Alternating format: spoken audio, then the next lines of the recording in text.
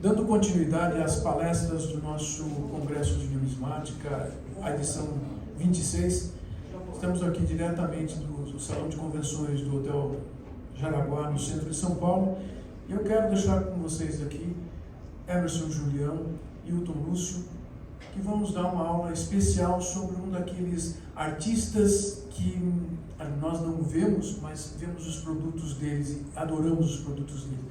Emerson e Hilton, muito obrigado por participar e, por favor.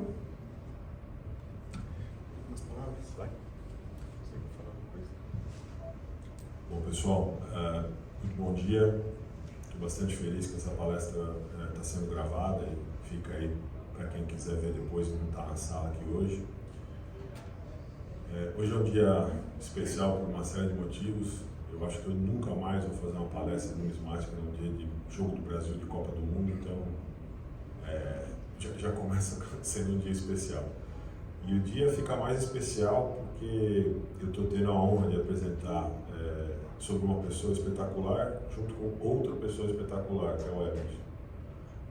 O Emerson, numa época em que a gente não estava prestando muita atenção nas coisas, ele fez algumas apresentações brilhantes nessa sala aqui, explorando muitos aspectos gráficos do que a gente coleciona.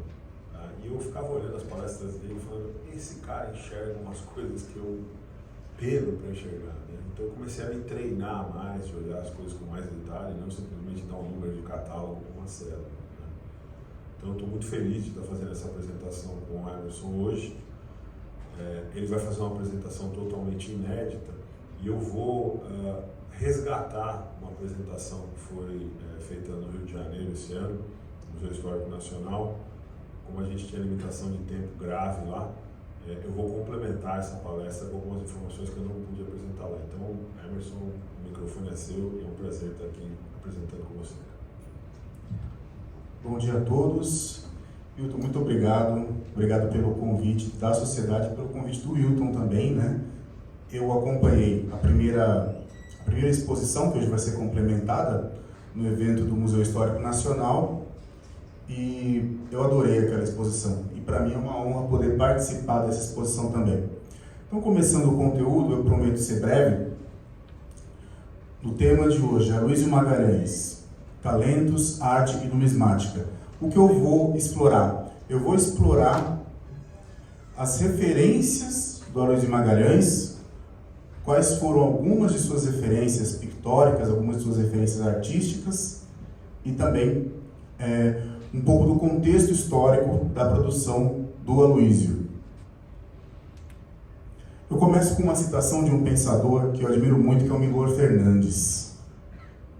Num dos seus livros, ele colocou a seguinte frase: toda época de grandes opressões é época de grandes sutilezas. E por que eu falo isso? Porque o Aloysio tinha essa sutileza no trabalho dele. A sutileza do traço, as transparências, as sobreposições. E essa sutileza, como a gente vê nessa aquarela aqui da década de 1950, tem essa sutileza de traço, que também é uma sutileza de ação do Aloysio na sua arte. Dos seus quase 55 anos, ele faleceu aos 54 anos de idade, foi uma vida relativamente breve. Falando um pouco do contexto, o Aloysio viveu 36 anos sob regimes autoritários no Brasil. Seja da República Velha, do regime Vargas ou da ditadura militar. Será que o Aloysio foi colaboracionista com esses regimes, já que grande parte da sua produção é associada com esse período histórico? Esse é um questionamento que já aconteceu em alguns fóruns e eu trago essa discussão aqui também. Algo que poucos sabem é que o Aloysio fez parte de um grupo chamado Os Mãos Sujas. Mãos Sujas. Será que era uma organização terrorista? Será que eles eram da contracultura, contraventores, contra tudo? Os Mãos Sujas. Ali em cima está um retrato do grupo, era ele mais 3 pessoas. Sutilmente, essas mãos não eram sujas de sangue ou de pólvora, mas sim de tinta. O Ariano Suassuna dizia que os colaboradores de O Gráfico Amador, que era uma editora e oficina tipográfica da qual o Aloysio fez parte, eram divididos, esses colaboradores, entre os mãos limpas, que só conversavam, e os mãos sujas, que eram quem trabalhava de verdade. E eram mãos sujas de tinta das oficinas tipográficas. Essa é, na minha concepção, a grande resistência do Aloysio Magalhães. Na foto, o Ariano Suassuna, no momento de descontração com o Aloysio Magalhães, e embaixo, uma das principais obras dessa gráfica, chamada O Gráfico Amador, ilustrada pelo Aloysio Magalhães. Mas essa sutileza, ao longo da carreira do Aloysio, deu lugar a um pragmatismo, principalmente ligado à atividade de design, de desenho industrial. Agora, palavras do próprio Aloysio. O desenho industrial me obrigou a ser mais pragmático, a ter contato mais direto com o meu social e a aceitar muitos limites. Assim como eu não acredito que a pintura esteja morta, não coloco abaixo de nada que faça as minhas atividades como desenhista industrial. E eu acabei descobrindo que a cultura não é eliminatória, mas somatória. Essa soma se dá da atividade de designer do Aloysio, somada à atividade como artista plástico. Agora um pouco, eu selecionei um trabalho do Aloysio Magalhães para mostrar o legado dele como desenho industrial, como designer. Esse trabalho que está nas imagens é o símbolo de um laboratório chamado Maurício Vilela, um laboratório farmacêutico, e ele criou o logotipo como uma escultura, o que também acontece no símbolo da Bienal de São Paulo e outras marcas que o Aloysio criou. Várias décadas depois, a gente percebe ecos dessa inovação que o Aloysio trouxe, por exemplo, no símbolo dos Jogos Olímpicos de 2016, que era uma escultura. Ele tinha apresentação em 2D, mas ele também era uma escultura. Inclusive, uma pequena escultura como a que está na foto, que era presenteada para cada um dos medalhistas. Então, eu reconheço como um eco do trabalho como designer do Aloysio Magalhães.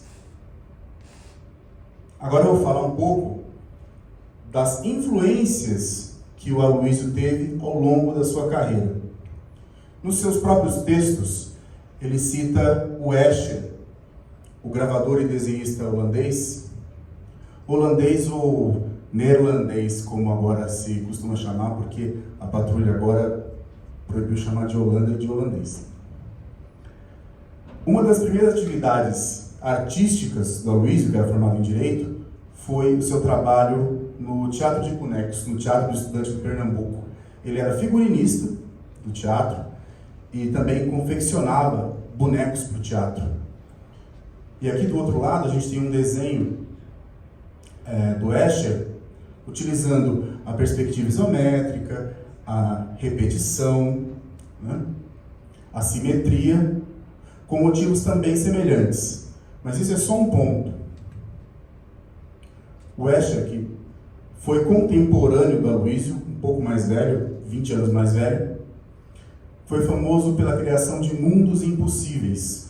A gente sempre vê na internet, né, algumas coisinhas que o Escher produziu, que são truques visuais. E esses truques visuais também estavam presentes na criação do Aloysio Magalhães. Aqui à esquerda, uma litografia de 1948, e 30 anos depois, dessa vez eu enxergo um eco do trabalho do Escher na atividade do Aloysio. De um lado, mãos, do outro lado, a cabeça, mas nesse jogo, nessa brincadeira da carta de baralho, né? E na própria realização dos grafismos. No primeiro barão, a gente observa esse grafismo aqui está presente em toda a célula.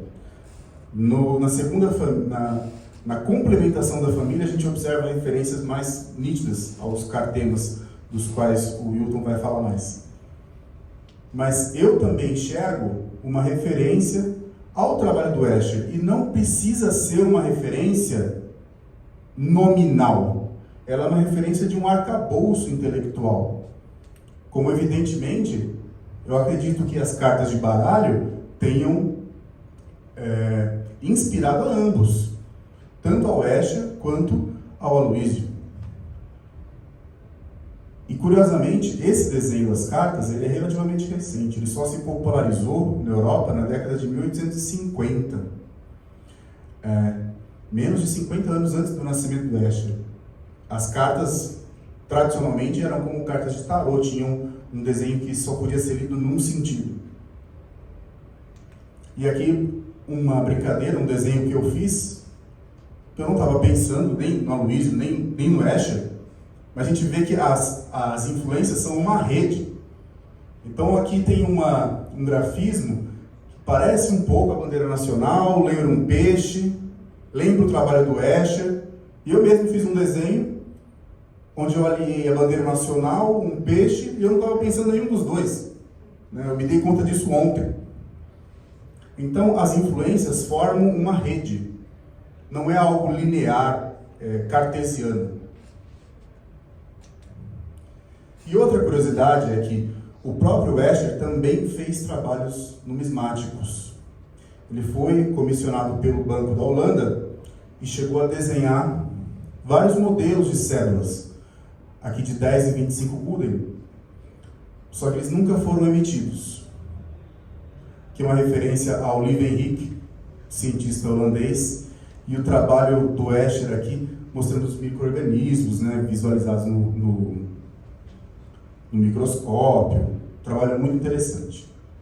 E aqui uma concepção de fundo numismático e de marca d'água, do Escher também. Uma coisa que aconteceu, assim, os trabalhos foram, esses desenhos são do acervo do Banco da Holanda, só que eles nunca foram emitidos por questões de segurança numismática. Não foi possível conciliar os desenhos do Escher com os requisitos de segurança. Um desafio que, quase 20 anos depois, o Aloysio conseguiu vencer. Não houve um acerto tecnológico para vincular o trabalho do Escher a uma produção numismática real. Porém, na filatelia, o Escher teve uma produção, sim. Aqui tem 2 exemplos de selos emitidos, desenhados pelo Escher, e a gente tem essa trompa, essa corneta, que é símbolo dos Correios. A gente recebe cartas de vários países e percebe esse símbolo, E aqui é a brincadeira do Escher com esses instrumentos compondo o selo. Um passo atrás, a gente também tem quais seriam as influências que o Escher teve. Ele fez diversas viagens pela Europa na sua juventude, e ele coletava referências gráficas também.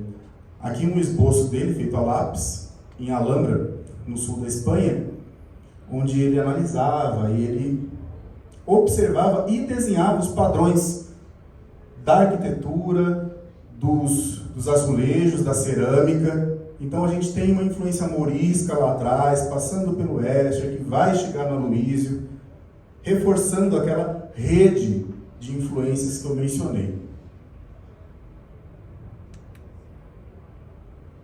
Agora, retornando ao trabalho do Aloysio, e já me aproximando do final da minha explanação, considerando as influências do Aloysio, desde as paisagens de Olinda, passando por Escher, e lembrando da poderosa influência que ele teve no design brasileiro e mundial, porque o Aloysio também foi professor nos Estados Unidos, inclusive, e foi um dos fundadores da primeira escola de design no Brasil. Podemos afirmar, sem medo de errar, que o Aloysio foi um dos grandes vetores da cultura brasileira no século XX. Então você imagina um ponto onde tem muitas referências e dali em diante grandes influências também. E para concluir, voltando ao começo da minha parte aqui, longe de ser um colaborador dos regimes, o Aloysio foi um defensor e promotor da cultura brasileira, tendo ocupado os cargos de diretor do Instituto do Patrimônio Histórico e Artístico Nacional, o IFAM, e presidente da Fundação Nacional Pro Memória, dentre outros cargos. E como síntese do pensamento político do Aloysio, tem destaque a seguinte citação feita num discurso no Congresso Nacional em Brasília. Abre aspas para Aloysio. O Brasil muda, e quem não acredita nisso, que se cuide. Nossa trajetória na direção de um processo de abertura, de arejamento e de renovação é inexorável. Então, aquelas mãos sujas de tinta já tinham uma mensagem para um arejamento, para uma abertura. E foi essa a síntese do pensamento político do Aloysio ao longo da sua carreira. Então, pessoal, agradeço por enquanto. Agora eu convido o Hilton para concluir. Muito obrigado a todos. Para mim é uma honra poder dividir esse palco com o Hilton e agradeço a cada um de vocês pela presença e pela atenção na manhã de hoje. Muito obrigado. Por favor, Hilton. Você só levanta a barra, né, cara? Você só deixa a minha vida mais difícil. Eu preciso trocar. Os mouse não estão funcionando.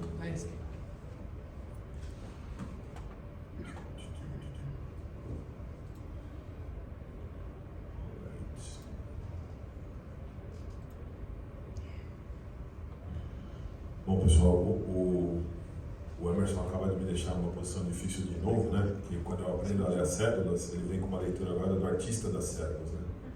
Então eu tenho uma nova lição de casa aí para continuar perseguindo o intelecto do Emerson. Pessoal, como eu falei para vocês antes, uma parte dessa apresentação é nova, mas eu vou ter que passar muito rápido por ela, por algumas partes dela, por questões de tempo, tá? A gente está com uma agenda bastante complicado a execução do jogo, mas a gente tem que perceber algumas pessoas por várias dimensões, né? Então o título dessa palestra ele não é gratuito, né? O Aloysio Magalhães é uma pessoa de vários talentos, tá? E o que eu acho fantástico, mais uma vez a gente não pode reduzir isso ao que a gente gosta, né? Que são as cédulas e as moedas. Ele também trabalhou em algumas moedas. O que eu acho fantástico é a gente ver as coisas se entrelaçando, né? Essas várias faces do Aloysio se entrelaçando e todas chegando de maneira concomitante em algumas coisas. Então, essas mãos sujas da gráfica lá de Recife vão fazer com que ele consiga, e as oficinas gráficas da Thomas de la Rue falar, a Thomas de la Rue não consegue produzir o efeito Moiré que eu quero colocar nas cédulas de 100 cruzeiros, tá?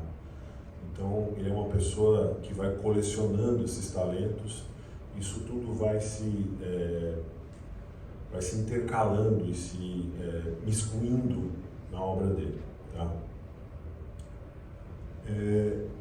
O Aloysio se forma em Direito no Recife, eu acho que ele nunca chegou a exercer Direito, e muito rapidamente ele percebe que o negócio dele é ser artista. Então essa aqui é uma foto de uma exposição de arte pan-americana em Washington, 1955. Tá? E ele vai também fazer uma coisa que para mim é muito importante na vida dele. Ele vai fazer um curso de museologia na França. Tá? Então ele começa a perceber desde muito cedo essa questão de patrimônio cultural. Ele também trabalha em oficinas de gravação na França. Tá? E quando a gente vai coletando essas informações, a gente pega algumas outras informações que estão na internet ou disponíveis na vasta bibliografia que tem sobre o Aloysio, e a gente começa a desconstruir algumas coisas, tá? Então eu trouxe graficamente aqui alguns exemplos que eu quero mostrar para vocês. Esse quadro que está atrás dele, ele é um quadro belíssimo, ele é um quadro muito colorido, tá? E eu acredito que um dia ele estará em exposição em algum evento aqui da SNB, tá? Esse quadro está em mãos particulares aqui em São Paulo. Eu quero falar um pouco sobre essa trajetória dele, eu quero explicar para vocês como tudo isso vem para dentro do que a gente gosta, e aí eu acho que o Emerson já fez uma parte disso, quero fazer algumas considerações finais sobre o Aloysio. O Aloysio realmente se junta com um grupo de pessoas extraordinárias lá do Recife, o Ariano Suassuna, que a gente vê muito nos vídeos da internet hoje, contando aqueles casos espetaculares. Ele era novinho nessa época, ele já era um poeta muito talentoso. E eles fundam uma gráfica lá, que é o Gráfico Amador, e eles fazem livros de tiragens super limitadas. Tá? Então, isso aconteceu entre o Rio de Janeiro agora. Depois de uns 8 anos de busca, eu consegui comprar um livro dessa gráfica num leilão no Rio de Janeiro há 2 semanas. Tá? Não é um livro do Eugênio Suassuna, é um outro autor, mas esses livros são raríssimos e as pessoas não entendem a importância deles na vida do Aloysio. Tá? Mas como eu falei para vocês, ele vai para a França estudar museologia, ele vai estudar muito as técnicas de gravura, ele põe a mão na massa, ele suja a mão, como o Martin falou. Né? E assim, o primeiro talento dele é essa coisa de gráfica. Tá? Isso vai ter muita influência sobre o papel dele no papel moeda. Tá? Ele se cansa um pouco dessa parte de gráfica, ele se transforma num artista plástico muito bem sucedido. Tá? Alguns dos quadros deles são comprados pela família Rockefeller, por exemplo.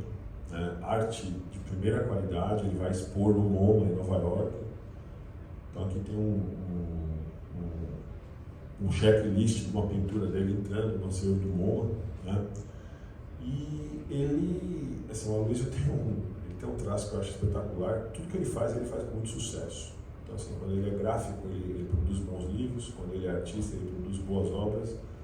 Quando ele cria papel moeda, ele quebra todos os paradigmas. Então, um cara muito bem sucedido em tudo que ele fez na vida. E, como todo artista, né, ele tem fases. Né? Então, esse aqui é um dos primeiros trabalhos dele, é um lápis sobre Olinda. E, gente, isso é típico de artista que está começando. Eu vou copiar alguma coisa, né? Vou num lugar legal, vou ver uma paisagem e vou trazer ela para o papel. Né?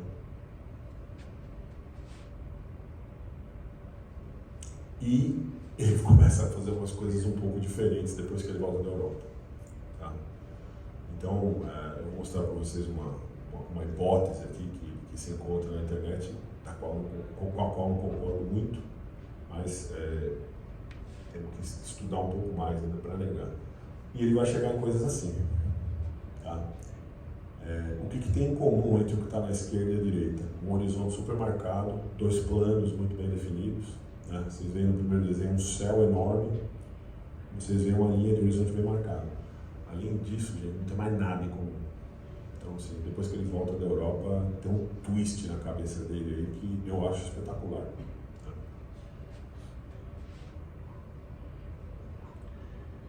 E, como eu falei para vocês, as pessoas começam a tentar explicar essas coisas, né? De onde que vem essa coisa do Aloysio querer espelhar as coisas, dividi-las em planos, né? Recife é uma cidade de muita água, né? O Aloysio Magalhães é nascido em Recife, né? Ele viveu toda a juventude dele em Recife. E você vê muita reflexão nas coisas, né? Você tem uma foto de uma parte histórica lá de Recife, Rio Capiberibe, e você vê, não é espelhamento, né? Tem uma difusão ali, mas você vê os 2 planos bem marcados, né? Então tem gente que começou a aventar a hipótese que, olha, o espelhamento vem das águas do Recife, não sei o quê. Eu acho, gente, que ele viu alguma coisa lá na Europa que fez a cabeça dele mudar. Tá? Eu tive a oportunidade recentemente de conversar com o Joaquim Redit, que é um arquiteto muito, muito legal lá do Rio de Janeiro. Ele trabalhou no escritório do Aloysio Magalhães. E eu perguntei para ele, esse negócio do espelhamento, de Recife e tal, ele falou, cara, o Aloysio tinha essa mania desde que eu conhecia ele. A gente estava numa reunião, ele estava desenhando alguma coisa no papel de maneira espelhada. Assim. Nasceu com isso. Né? Pode ter sido influenciado pelo Escher, mas ele tinha até um tique de fazer tudo espelhado e desenhar isso muito rápido e tal. E a gente fala muito do formato das coisas, dos planos, né? Eu acho que uma mudança drástica aqui que a gente vai ver na obra dele é essa questão das cores. Ele começa a jogar cor nas coisas de um jeito assim, que te leva a acreditar que existem linhas retas aqui, né? Não existem linhas retas, existem várias formas se unindo para te dar a impressão de que essas linhas estão retas. Bom, ele encerra a fase de artista dele e decide mudar para o Rio de Janeiro para fundar o que seria o mais bem sucedido escritório de desenho, de design do Brasil. Então ele vai criar vários logotipos.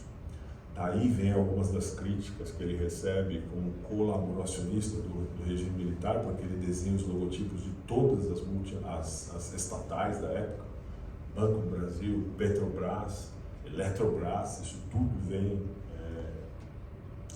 a rodão do trabalho dele. E a gente vai vendo algumas coisas, gente, nessa fase de design, né?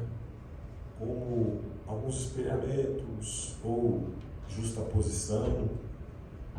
Se vocês olharem para isso aqui com muita calma, vocês vão ver isso aqui se mexendo, né? Parece que tem um fluxo aqui, e na verdade não tem fluxo nenhum, só que é uma figura de 2D, 2 dimensões, né? Mas você começa a olhar e fala, o papel está se dobrando aqui, ele vem para cá e tal, lembrando muitas coisas do Escher, né? Não tem começo nem fim. Né? E alguns desses logotipos, gente, eles se tornam coisas extremamente populares. Tá? Então, esse é um logotipo da Light, que traz assim, um sumário do que seria o espelhamento do Aloysio, né? São 2 figuras iguais, espelhadas. Então, assim, ele já vem construindo algumas coisas que vão acabar nas cédulas nessa fase dos logotipos. E aí, gente, a gente tem uma mania engraçada de comparar as coisas. Pode ser que elas não tenham nada a ver entre si. Mas pode ser que esses pedaços que ele vinha colecionando lá de trás, de algumas obras, dos logotipos, eles vão se mesclando, tá? Então, deixa eu voltar aqui. Esse aqui é um logotipo muito famoso, é o logotipo do 4º centenário de fundação da cidade do Rio de Janeiro, tá? Ele foi desenhado pelo Aloysio. E a gente volta, né? A gente dá uma ré lá para a produção artística dele e você vê. Olha, ele já estava com essa ideia dos losangos na cabeça, mas criando primeiro arte para depois chegar no logotipo. Eu olho para essas coisas, gente, eu vejo o espelhamento, eu vejo que elas conversam. Né? Então ele vai acumulando aí os cacoetes ou os aprendizados e isso vai indo na obra dele. Tá? Esse slide não estava na apresentação do Rio de Janeiro. E como tudo que é bom, né? O logotipo fica extremamente popular. Então essa aqui é uma edição da revista Manchete, comemorando o 4º centenário, com o logotipo do Aloysio. Né? Isso aqui é uma propaganda do gibi do Zé Carioca. Né? Os sobrinhos do Zé Carioca estão enterrando ele com um pão de açúcar. Eu acho uma proposta gráfica super criativa. E aqui em cima, gente, tá o logotipo do Aloysio convidando as pessoas para o 4º centenário do Rio de Janeiro. Tá? Então isso vira uma coisa popular a ponto de chegar nos gibis que se vendiam nas bancas de jornal. Tá? Ele está fazendo arte para muita gente. Ou as pessoas estão se aproveitando da arte dele para fazer isso chegar a um número maior de pessoas. Ele tem um repente artístico de novo na década de 70, o escritório dele já está completamente consolidado, ele cria uma escola de design e desenho industrial no Rio de Janeiro que existe até hoje, e ele volta uma pegada mais artística na década de 70 e cria um negócio que eu acho fantástico, uma proposta gráfica super interessante, que são os cartemas. Tá? E os cartemas, gente, eles são obras de arte feitas com cartões postais, por isso que chama cartema. Né? E o que é o cartão postal, gente? O cartão postal é um pedaço de papel muito pequeno, onde você tem que reproduzir alguma coisa que você acha interessante. A gente está começando, do ponto de vista físico, a se aproximar do que é uma cédula, que também é um pedaço de papel muito pequeno, né? Onde a gente tem que, no menor espaço possível, registrar muita coisa ao mesmo tempo. Tá? E ele cria essas obras interessantíssimas, tá? Que não são nada mais do que repetições da mesma coisa. Isso é um casário histórico de Goiás. Só que ele vai juntando isso de uma maneira que ele vai criando padrões. Né? Então, de novo, eu estou pegando casas coloniais para criar planos e linhas aqui. E uma solução gráfica que não existia até então. Né? Ele que cria essa coisa da repetição, da construção desses planos. E para quem quiser entender um pouco mais, tem um livrinho super legal, você encontra ele no estante virtual, chama Cartemas, do Aloysio Magalhães, tem todos. Tá? E ele explica algumas das razões pelas quais ele achou legal criar isso e tal, mas ele está se expressando importante isso lá na frente, um pedaço de papel muito pequeno. Tá? Não é só fotografia, ele cria algumas coisas, né? Ele vai jogando, aí nesse caso, linhas curvas, né? Para criar esses padrões. E, na medida em que ele envelhece, e eu acho que o Emerson tocou num ponto muito importante na apresentação dele, ele se transforma num político. Né? O Aloysio Magalhães vira presidente do IPHAN. Ele é reconhecido pelos funcionários do IPHAN como um cara que chegou com uma visão nova sobre o patrimônio histórico. A visão que a gente tinha no IPHAN de patrimônio histórico era uma coisa que vinha da década de 30. Né? Então ele escreve alguns livros muito importantes, né? Sobre o que é patrimônio histórico, por que isso é importante. Né? E nessa época, o Brasil está sob regime militar, a gente não tem Ministério da Cultura. Perdão, a gente tem o MEC, o Aloysio nunca foi ministro, mas ele vai para uma convenção de ministros de cultura do mundo todo. Ele era reconhecido no Brasil como nosso ministro da cultura. Né? E infelizmente ele sofre um ataque cardíaco e morre em solo italiano. E assim, foi uma coisa, ele era um fumante inveterado, né? E ele, assim, ele não demonstrava sinais de saúde fraca, pelo contrário, um cara muito ativo, mas é uma morte que vem de uma maneira completamente inesperada. Assim, ele não ficou doente, as pessoas começaram a ver que isso podia acontecer e simplesmente deixa de existir. Tá? E atentem para essa data, porque isso vai, quando a gente vai falando do dinheiro, influenciar muito o jeito como a gente constrói papel moeda no Brasil até hoje. E como é que isso tudo vem parar, né, na numismática? A gente tem que pegar tudo que nós falamos até agora, bater no liquidificador, tá?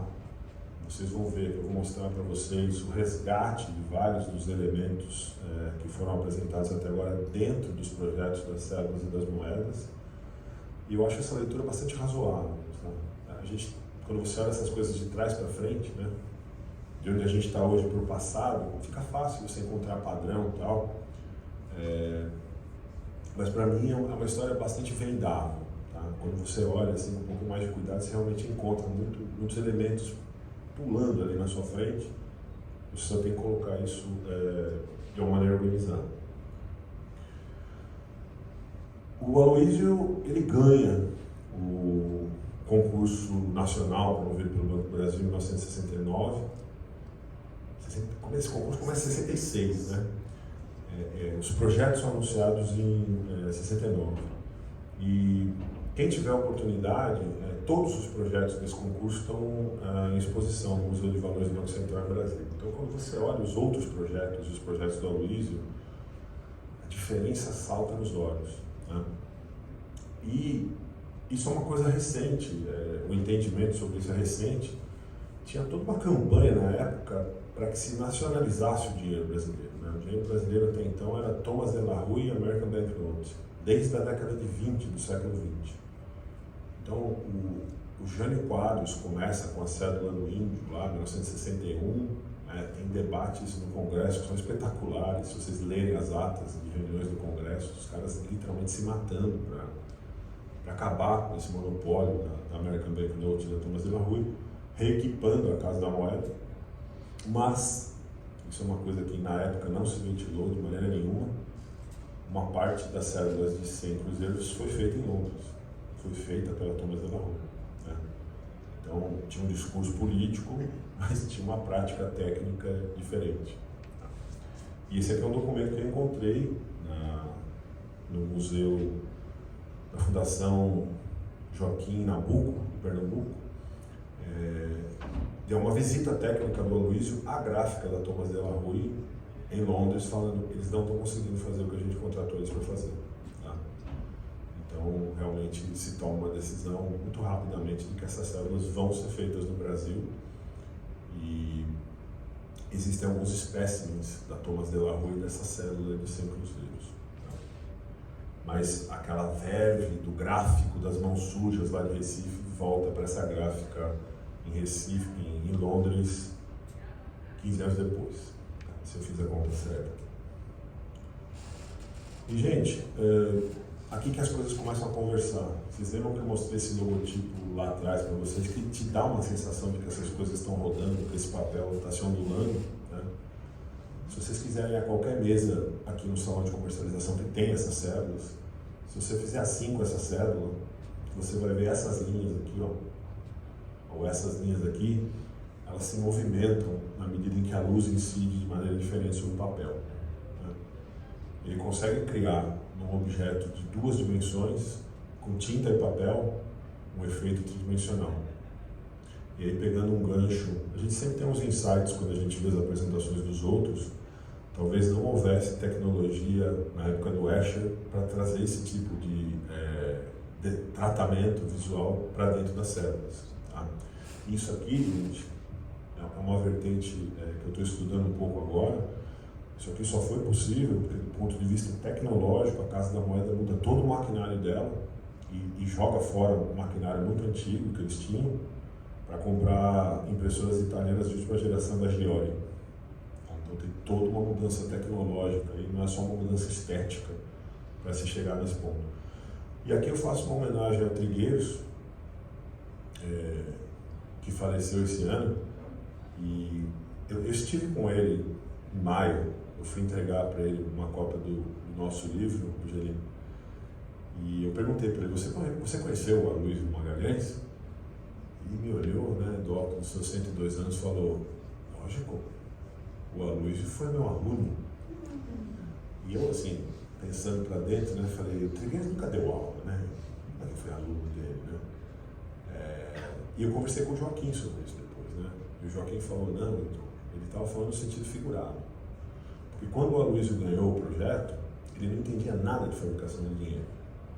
E você conceber isso dentro de um projeto, e você colocar isso dentro da gráfica, tem um caminho de aprendizado, tem um caminho de ajuste de como isso vai cair no papel, que quem ensinou ele a fazer foi o Trigueiros. O Trigueiros falou: amigo, aqui não é design, aqui é gráfica, aqui é produção diária aos milhões.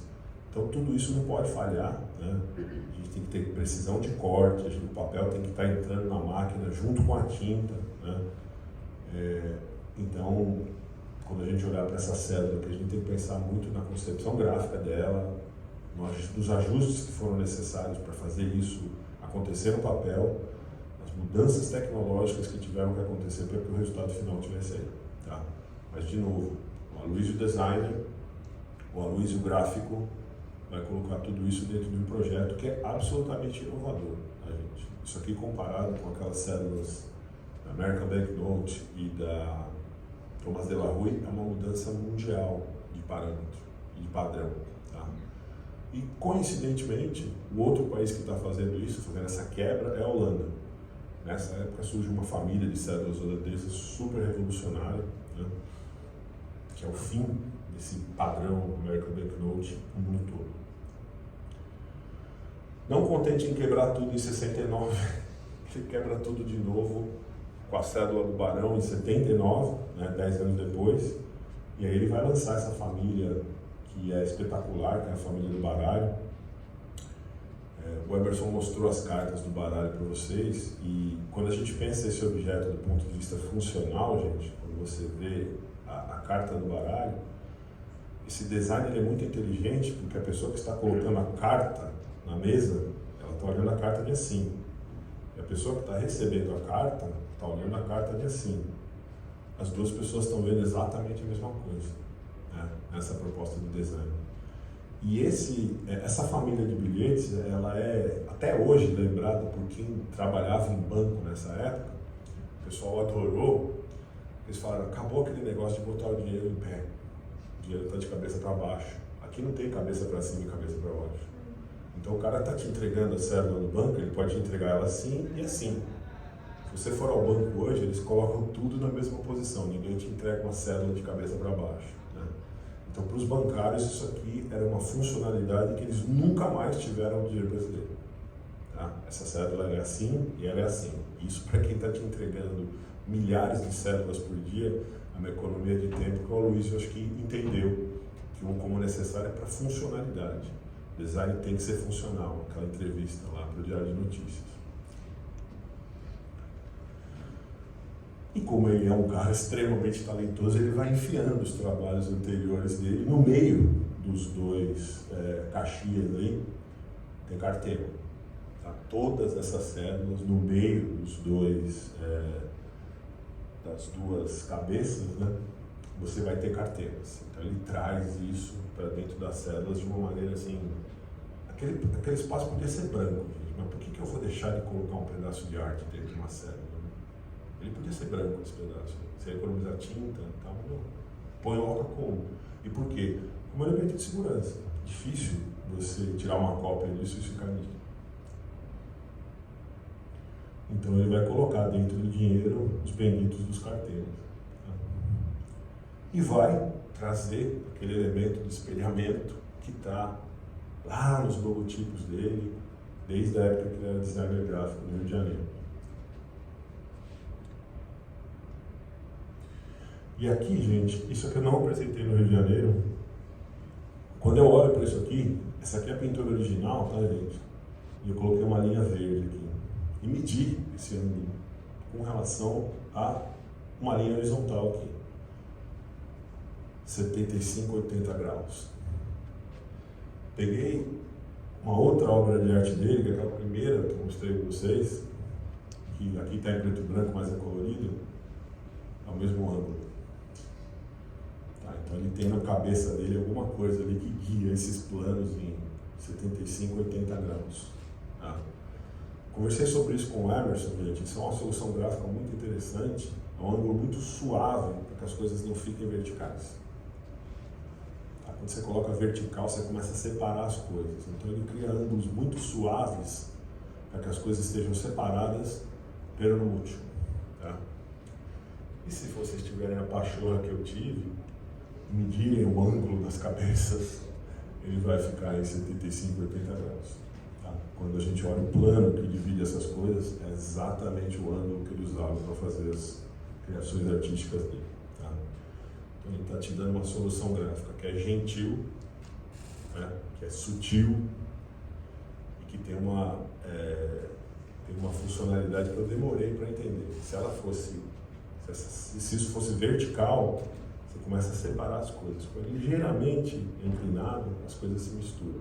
É mais ou menos o símbolo do yin e do yang, tá, gente? Uma coisa dentro da outra. Ele vai pegar coisas que ele fez lá atrás e começar a jogar dentro das células de Cruzeiro de 72, né? Você pega esse tipo de ligação entre dois elementos e repete ele na célula, né? E você vai pegar, gente, uma coisa que o Emerson abordou, o universo do Aloysio Magalhães é todo bidimensional, né? Mas ele cria coisas que nos fazem entender que são tridimensionais. Ele coloca sombra ali no logotipo da Bienal, ele faz isso nas células também, gente. Isso aqui é um elemento tridimensional, tá? Se poderia criar uma escultura disso, muito parecida com a que o Emerson mostrou, só que ele faz isso em 2D. Tá? Isso é um elemento de segurança muito forte dessas células, que são falsificadas. Isso valia muito dinheiro na época. Eu tenho uma célula falsa dessa que foi apreendida pelo Banco do Brasil em Montevidéu, mas você olha de 1 quilômetro e percebe que é falsa, sabe? Porque a qualidade gráfica disso aqui, gente, nós não temos mais no nosso dinheiro atual. Tá? Um projeto gráfico de segurança espetacular. Isso, inclusive, foi... O Joaquim me falou disso também. O Aloysio teve que defender a viabilidade desse projeto perante os consultores que a Casa da Moeda contratou, e eles saíram convencidos de que o projeto era sólido e seguro. Tá? Então, o Aloysio tinha muito esse poder de persuadir as pessoas. Tá? E isso é muito importante quando você está navegando como ministro da Cultura dentro de um regime militar. Ele não para nas células. Ele é o criador desse logotipo do Sesc Centenário, que o nosso colega Fagner Máximo lá de Criciúma recriou esse ano. Essa é a capa do boletim da SNP desse ano. E ele vai buscar nas moedas antigas inspiração para criar logotipos novos. Tá? Então, o dobrão de 1724 na Casa da Moeda de Vila Rica, com a cruz no meio, vai inspirar a criação do logotipo do Banco Central, que vai inspirar a construção do prédio Brasília, né? Ou alguma coisa nesse sentido. Então, quando a gente coloca uma coisa em cima da outra, é óbvio que elas conversam. Esse logotipo vai para uma moeda também. E aqui, gente, não é mais projeto do Aloysio Magalhães. Para falar a verdade, eu não consegui entender se ele ainda contribuiu com isso. Esse logotipo acaba indo para as moedas. O Banco Central vai colocar o logotipo nessa família aqui de 79, né? Começa com o Cruzeiro de 79, e colocando um outro logotipo engraçado aqui, que é o Búzio, né? Se você olhar a data dessas moedas, você vê o logotipo do Banco Central e o Búzio, né? Que é os logotipos entrando para dentro das moedas. Uma coisa que eu não sei se foi o Aloysio que pilotou ou influenciou, mas que também nunca mais foi feita. A gente nunca mais colocou logotipo nas nossas moedas, depois dessa tentativa. E aqui um destaque dos logotipos. E o cara é uma máquina, né? Ele conseguia criar, quando você para olhar isso e começa a pensar um pouco no que está acontecendo, ele cria uma célula para mim, talvez eu acredito que essa seja a célula mais bonita do Brasil do século XX. Qual que é a proposta gráfica que ele coloca aqui? Ele vai pegar todos os povos que habitaram o território nacional, em ordem cronológica, tá? Eu tenho o índio original, eu tenho o português descobridor, e eu tenho o negro, que veio para cá como escravo depois que os portugueses se estabeleceram. Ele funde esses três rostos em um rosto só. E aqui eu não quero fazer nenhuma leitura de miscigenação do brasileiro que se misturou e tal, mas ele faz isso na proposta gráfica, e esse rosto vai olhar para o usuário da célula. Então eu saio de um perfil que está olhando para lá, e ao longo do tempo eu boto um perfil assim, você pega esse negócio na mão e fala: brasileiro, olhe para você mesmo, né? Olhe para os nossos 150 anos de independência, o que a gente quer com isso? E ele faz esse movimento, gente, sem que o papel se mova. Esse rosto está se mexendo e esse slide aqui está parado, tá, gente? Ele não está se mexendo, né? Então ele cria movimento, nesse caso cronológico e espacial, em duas dimensões. Isso é uma solução gráfica brilhante, gente. Por isso que eu acho que o design dessa célula é espetacular. E aquele elemento que eu mencionei para vocês, que vem daquele logotipo antigo dele lá, tudo já se misturando. O Aloysio vai colocar a verve dele, isso é antes de ele virar presidente do IFAM, mas ele traz patrimônio histórico para dentro das células, né? Então não é à toa que no reverso dessa célula de 10 cruzeiros, essa família de 69, a gente vai ter os profetas de Congonhas, tá? Vamos usar o dinheiro como um instrumento de propaganda do nosso patrimônio cultural, né? Vamos fazer uma cédula com a Princesa Isabel do lado, representada como negra. Se vocês olharem, a Princesa Isabel dessa cédula de 200, o nariz dela é uma batata, que não tem nada a ver com as fotos dela. Mas vamos colocar escravas na beira do rio, trabalhando, né? Então, abrir espaço para isso nas nossas células, que até então só traziam os nossos personagens históricos, né? Pedro, de Caxias, Princesa Isabel. Não, vamos trazer elementos do cotidiano da população para dentro das células. E, gente, eu mostrei para vocês lá, estou concluindo aqui, o Aloysio Magalhães morre em 1982. Tá? A inflação no Brasil, nessa época, ela está começando uma espiral que vai ficar bem pior à medida que a década de 80 avança, mas a gente sai das células aí de 1 cruzeiro, 5 cruzeiros, para células de 10 mil cruzeiros. Tá? Esse é o primeiro projeto dessa nova família de células, ele é de 1981, e não é feito pelo Aloysio Magalhães. E, gente, quando ele morre em 82, eu acho que com ele morre a inovação do nosso dinheiro. Tá? Porque quando eu pego uma célula de real e comparo com essa célula do Rui Barbosa, vejo muita coisa parecida. Tá? A gente tem uma figura à direita, a gente tem muito espaço branco à esquerda, a gente tem essa barra aqui no fundo. Então, assim, são projetos diferentes, não são projetos iguais, mas desde 1981, nosso dinheiro continua basicamente com o mesmo design. Então, assim, para mim, a morte do Aloysio Magalhães também é a morte dessa nossa vontade de revolucionar o nosso dinheiro. Tá? Essa família de 94, né? E o que está no nosso bolso hoje é muito mais moderno, né? Segunda família, mas com o mesmo jeitão ainda. Né? Então, eu acho que o Aloysio, no momento que ele nos deixa de uma maneira abrupta, morre também essa coisa de querermos inovar o nosso dinheiro. Tá? E assim a coisa segue até hoje. Então, para terminar, gente, o que eu acho espetacular da vida desse homem é que ele teve uma vida muito rica. Tá? Ele nunca pensou duas vezes antes de mudar completamente de profissão. Né? Talvez hoje ele fosse coaching, né? Eu vou ser coaching, mudança de vocação. Né? Ele navegou águas muito complicadas do ponto de vista político, tá? Sempre com muita sutileza. Isso foi uma coisa que o Joaquim me falou também. O Aloysio era aquele cara que quando a reunião estava pegando fogo no escritório, ele chegava sentado e falava: pessoal, vamos resolver isso aqui, vamos acalmar. E as pessoas saíram da sala calmas e com uma solução na mão. Né? Eu acho que a gente consegue capturar nessas várias facetas da vida dele elementos que vão se repetir em outras fases. Né? Isso fica bem claro quando a gente mostra os elementos gráficos que eu mostrei para vocês aqui. Tá? E ele realmente foi o último grande motor de inovação de design do nosso dinheiro. E até hoje a gente continua numa posição assim, tranquila, né, no que se refere a tentar mudar o nosso dinheiro.